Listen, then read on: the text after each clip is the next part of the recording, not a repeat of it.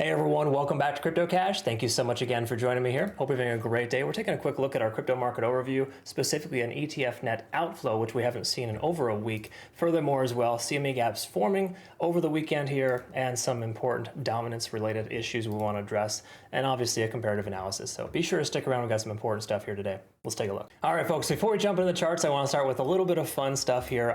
First and foremost, what people are thinking on Twitter versus YouTube. It's kind of an interesting difference there. So I asked yesterday, what is next for Bitcoin? And roughly 24 hours ago, we had 30 votes on Twitter saying that we got 120K as the next stop. 43% of those folks are thinking we're going to go higher. 33% are thinking we're going to go lower, and a little bit feels like we're going to go sideways. So for the most part, we can see that Twitter is slightly more bullish. When we look at YouTube, however, this is our post section there, community section, you can see that we have a break even. Out of 86 votes, exactly half of the people feel that we're going to see 120 versus 114K. So anything could happen, right? That's kind of where we're at right now, folks. If you got a coin, go ahead and flip it. We'll see what happens.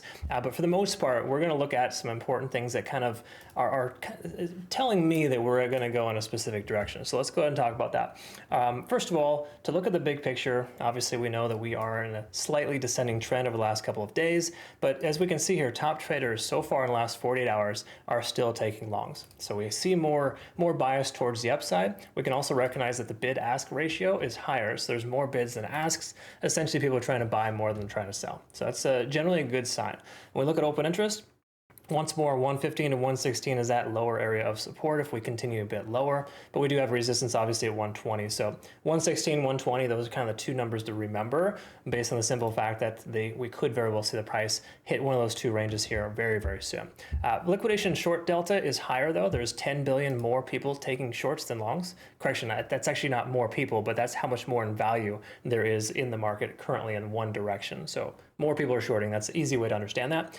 But if we take a look here, and this kind of incentivizes the shorts to make more sense, or it makes sense to me to see why the shorts are happening, is just based on the simple fact that we have a tremendous amount of liquidation as low as 114,000. More specifically, 116 to 117 is that range there. I think that's probably going to be the next area of retracement.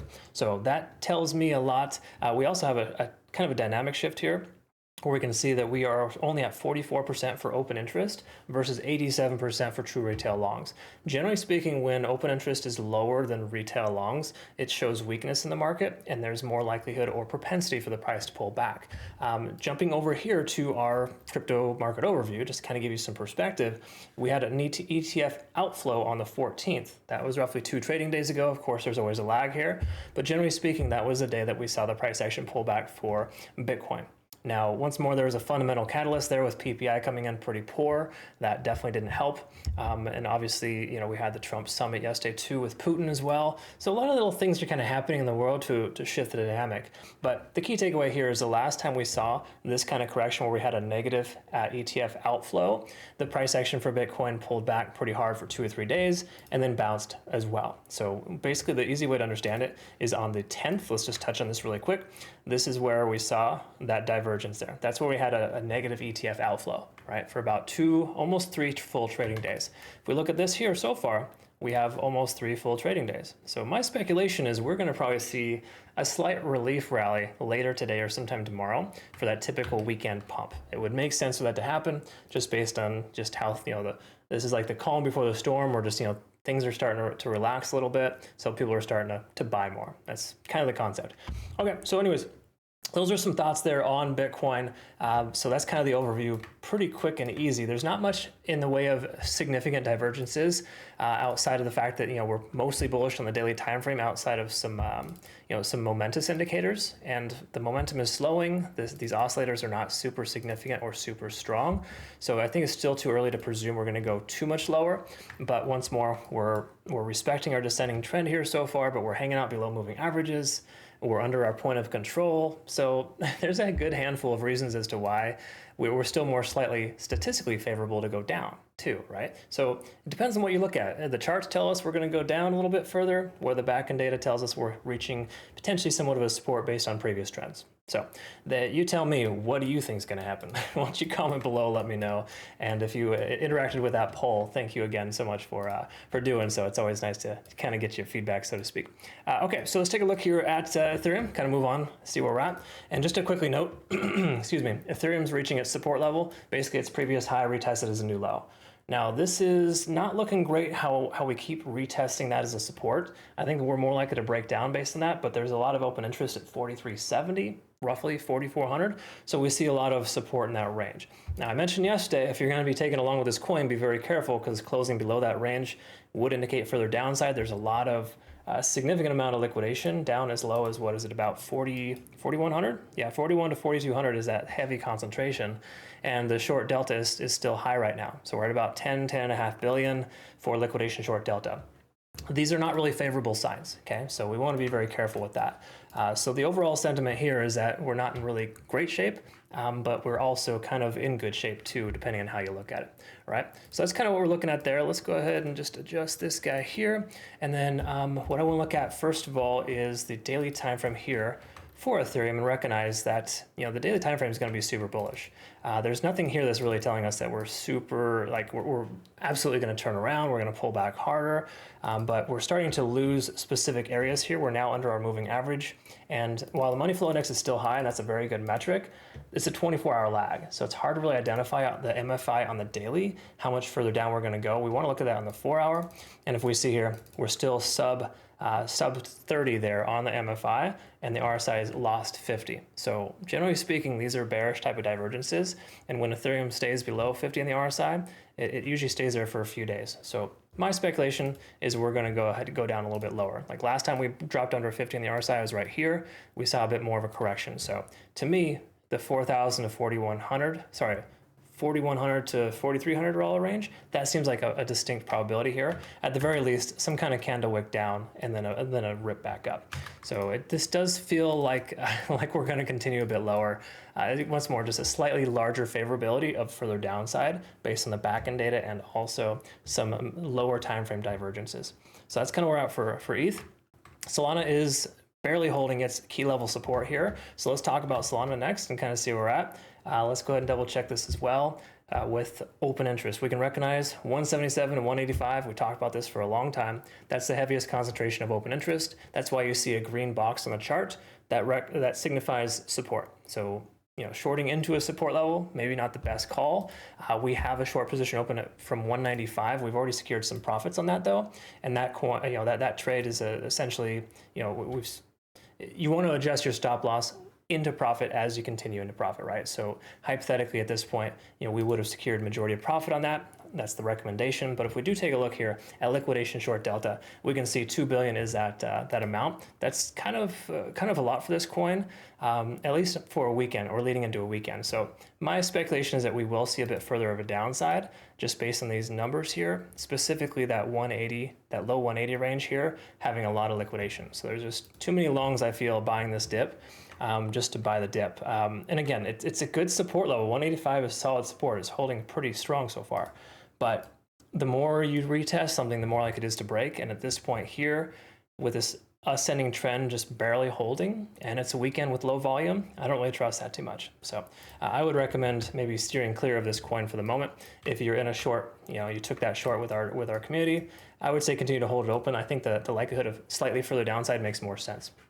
Moving on to SUI here, let's double check this. We can double check and just confirm. Not a lot of open interest here locally, a little bit at 377, but as per usual, that $4 to 420 range is heavy. So we still got that resistance at $4.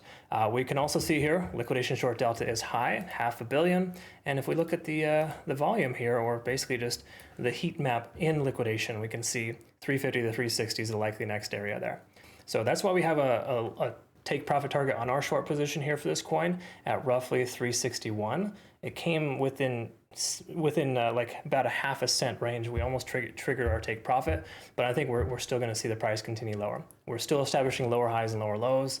There's not a whole heck of a lot here telling us that we're going to reverse. We're also rejecting tentatively here off our point of control, which is usually not a favorable sign. With all moving averages above the price, we're not looking like there's no reason to take a long against this kind of resistance. That's a simple way to understand it. So that 380 to 385 range, a lot of resistance there. But I think we're going to go down a bit lower here on this coin.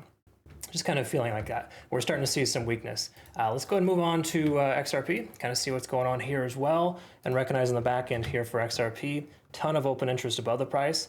312, 321, 330, and 340. So pretty much every 10 cents, you can see a significant amount of resistance, or in this case here, open interest. Basically just tells us there's going to be exit liquidity when the price comes to that range, because people are going to be trying to break even on their trades. Because you got to understand, there's a lot of people that are long at 340, 330, and 320, and they just want to get out of their position. I'm sure you've been in that position before, or you're just like, hey, I just want to break even. I want my money back.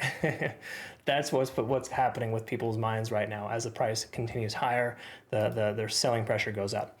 2 billion in liquidation short delta, that doesn't tell us too much, but that is fairly high for this coin.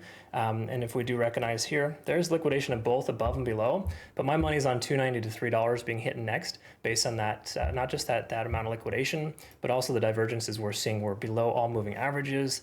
The daily time frame is also shifting gears. We lost the 20-day SMA. And it's just not looking fantastic. And if I'm not mistaken too, with our point of control here, while it's not definitive, 310 to 315 is that upper resistance. So hypothetically, a short from 310 to 315 makes sense to that $2.90 to $3 range. Once more, that's just something I'm thinking of. You don't necessarily have to do that, or maybe you probably shouldn't.